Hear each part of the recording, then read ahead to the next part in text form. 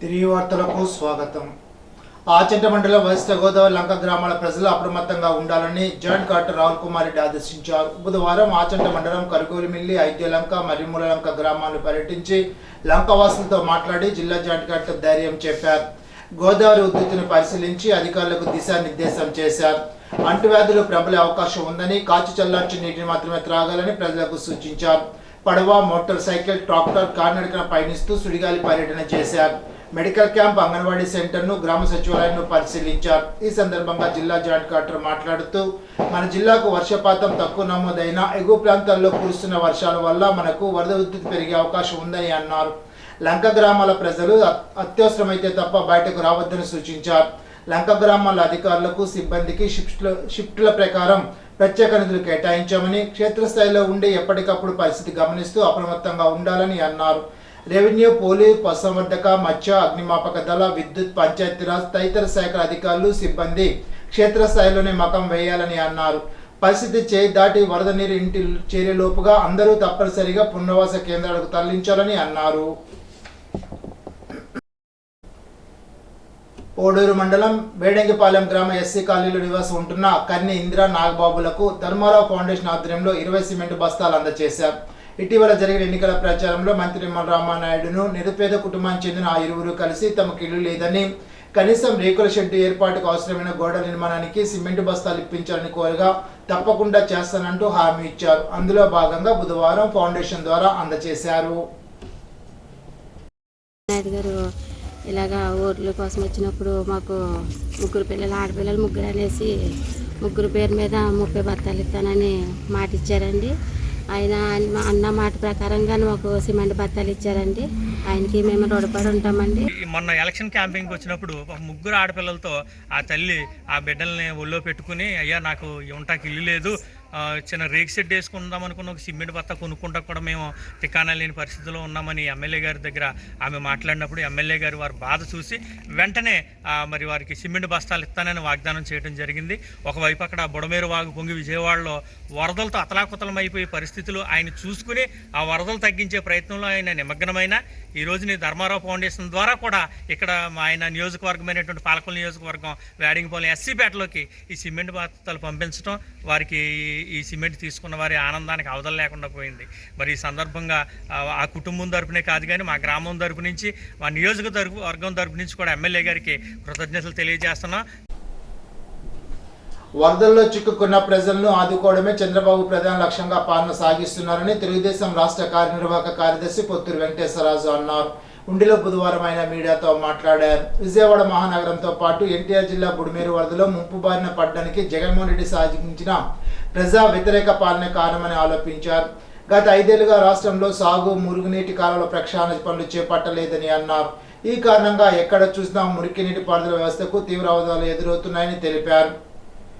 ప్రజారంజక పాలనకు ఇది ఒక నిదర్శనమని అన్నారు. రాష్ట్రాన్ని స్వర్ణాంధ్రప్రదేశ్గా తీర్చిదిద్దేందుకు చంద్రబాబు నాయుడు చేసిన కృషిని ప్రోత్సహిస్తూ ముఖ్యమంత్రి సహాయ నిధికి ₹1,00,000 విరాళాన్ని తాను ఇచ్చానని తెలిపారు.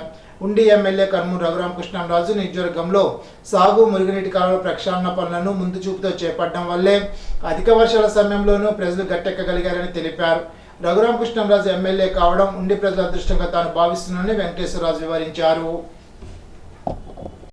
ఒకే రోజున కొంత ఇంచుమించు 30-40 సెంటీమీటర్లు వర్షం కురిసేస్తుందో విజయవాడ ఒకేసారి బుడవేరు వచ్చేసి గండిపడిపోయి విజయవాడ ఒక పార్ట్ని మొత్తం ముంచేస్తానికి కారణం దీనికి బాధ్యత వహించవలసింది జగన్మోహన్ రెడ్డి బాధ్యత వహించాలి. ఎంచేతంటే అతను ఏమాత్రం కూడా పాలన మీద అవగాహన లేకుండా ఏ పని చెయ్యాలి, ఈ ప్రజలకు ఉపయోగపడవలసిన పని ఏంటి, ఈ మురికాలువలు బాగు చేయాలి, బుడవేరు ఆ గండి పడిపోయింది, రేపు వద్దని భవిష్యత్తులో ఏదైనా ఇదైతే విజయవాడకే ఇబ్బంది కలుగుతుందని ఆలోచన కూడా లేకుండా అతను ఏదో ఆయన పరిపాలన అంటే ఏంటో తెలని వ్యక్తికి పరిపాలన వస్తే ఏం జరుగుతుందని గత 5 సంవత్సరాల్లో నేను ఆంధ్రప్రదేశ్ ప్రజలు చూశారు. ముఖ్యంగానే చంద్రబాబు నాయుడు గారు ఇంత విపత్తు వచ్చినా సరే ఆయన అనుభవం, ఆయన పరిపాలనా దక్షతకి నిదర్శనంగానే ఆయన విజయవాడలో కలెక్టర్ ఆఫీస్లో కూర్చుని ఇమ్మీడియట్లీగా కూడాని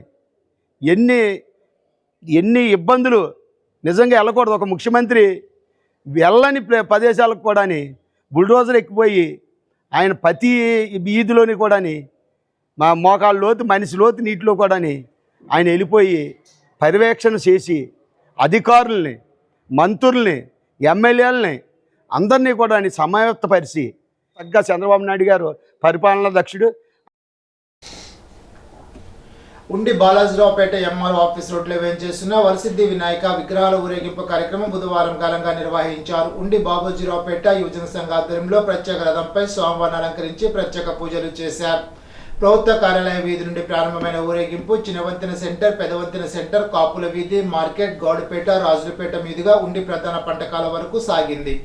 బాణాసంచా కాలుస్తూ నిర్వహించిన ఊరేగింపు కార్యక్రమంలో ఉచ్చ కమిటీ ప్రతినిధులు కిల్లారి రాము, వెలిగెట్ల సాయి చైతన్య, లండనాని, సేచ్ మోహన్, యాదగిరి సూరి, ఎస్కే పేరు, ఎస్కే ఇబ్రహీం, కందుల వాసు, ఇసకోడేటి అను, ముంగుండ ప్రసాద్, బొర్రా వెంకన్న, సింగలూరి లక్ష్మణ్, మేకా చందు, మున్నూరు రజయ్, పంతులు, వాడపల్లి పనిశర్మ తదితరులు పాల్గొన్నారు.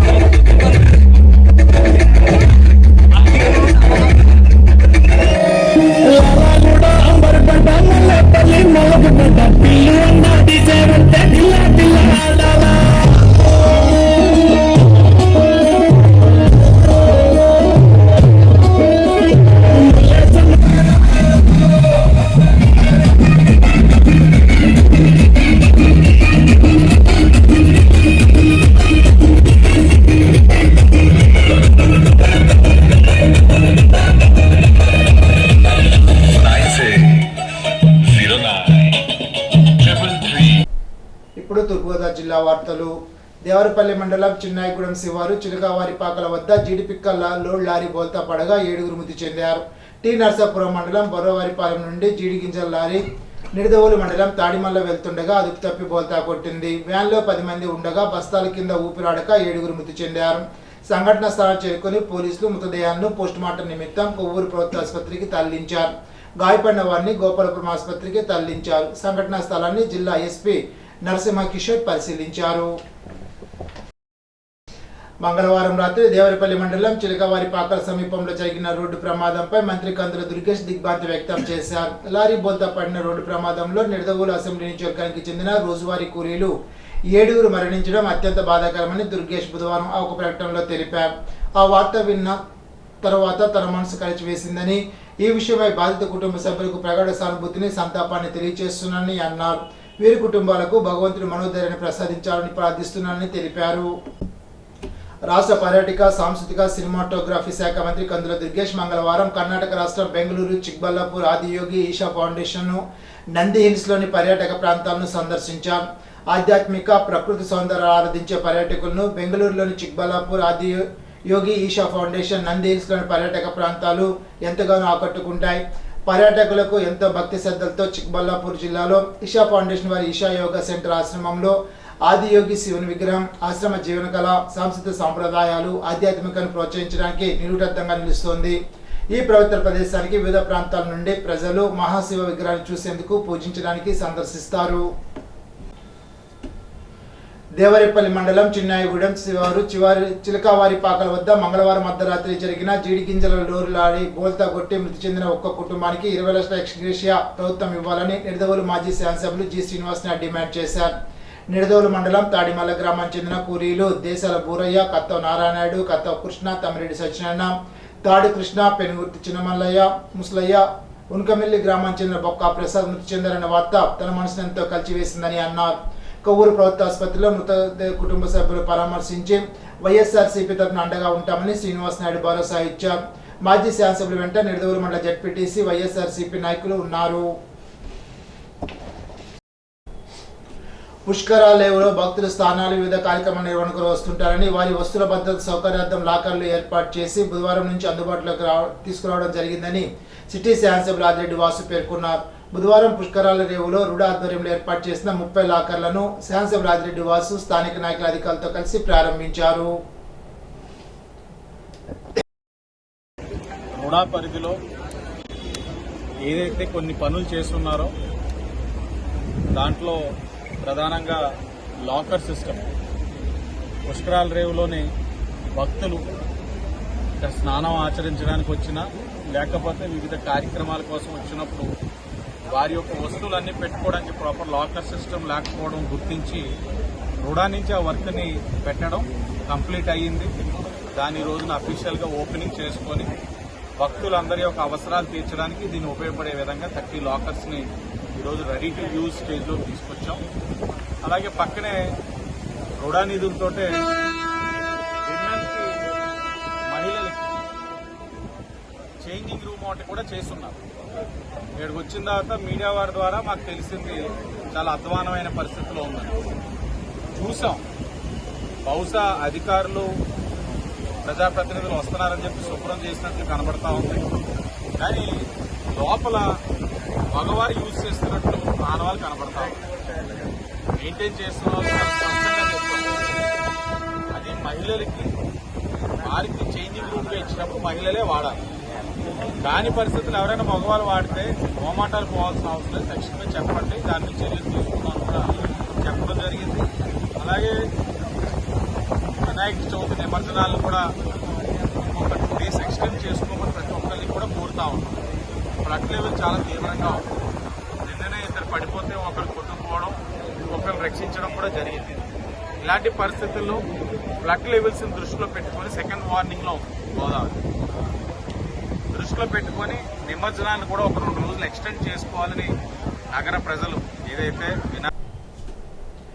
బుధవారం జిల్లా కలెక్టర్ సమావేశ మందిరంలో డిఆర్డీఏ, మత్స్యశాఖ, ఉద్యానవన, పారిశ్రామిక శాఖల అధికారులతో కలెక్టర్ సమీక్ష సమావేశాన్ని నిర్వహించారు.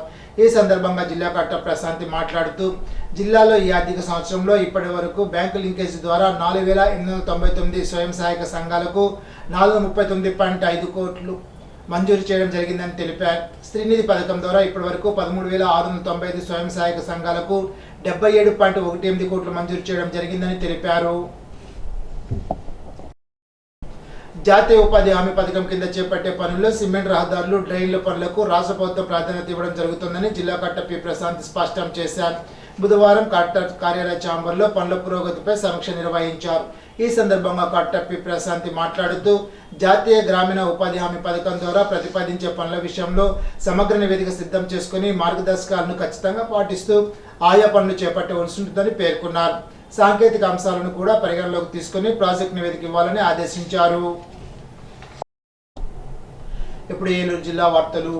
వినాయక చవితి సందర్భంగా డీజే, అశ్లీల నృత్యాలు ఏర్పాటు చేస్తే కఠిన చర్యలు తీసుకుంటామని నూజివీడు పట్టణ సీఐ ఎంవివిఎస్ఎన్ మూర్తి అన్నారు. వినాయకుడి మండపాల వద్ద రాత్రి వేళల్లో ప్రమాదాలు జరగకుండా కమిటీ సభ్యులు చర్యలు తీసుకోవాలని కోరారు. భారీ వర్షాలు, వరదల వల్ల పంట నష్టపోయిన రైతులు, కౌలు రైతుల పంట రుణాలు మాఫీ చేయాలని, నష్టపోయిన రైతులను అన్ని విధాలు ఆదుకోవాలని ఆంధ్రప్రదేశ్ రైతు సంఘ జిల్లా కార్యదర్శి కె శ్రీనివాస్ కోరారు. ఏలూరు సత్సిఆర్రెడ్డి కాలేజ్ ఆడిటోరియంలో జరిగిన కొల్లేరు, తమిళేరు, ఉప్పుటేరు వరద సమీక్ష కార్యక్రమానికి విచ్చేసిన రాష్ట్ర ముఖ్యమంత్రి నారా చంద్రబాబు నాయుడుకు ఆంధ్రప్రదేశ్ రైతు సంఘ ఏలూరు జిల్లా కమిటీ తరఫున వినతి పత్రాన్ని అందజేశారు. ఈనాటి బంగారు మాట. మంచి వ్యక్తిత్వం ఉన్నవారు మాత్రమే తాము చేసిన ప్రమాణాలను నిలబెట్టుకుంటారు. అబ్దుల్ కలాం. ఈ వార్త ఇంతటితో సమాప్తం. తిరిగి విజన్స్ లో కలుసుకుందాం. అంతవరకు సెలవు. నమస్కారం.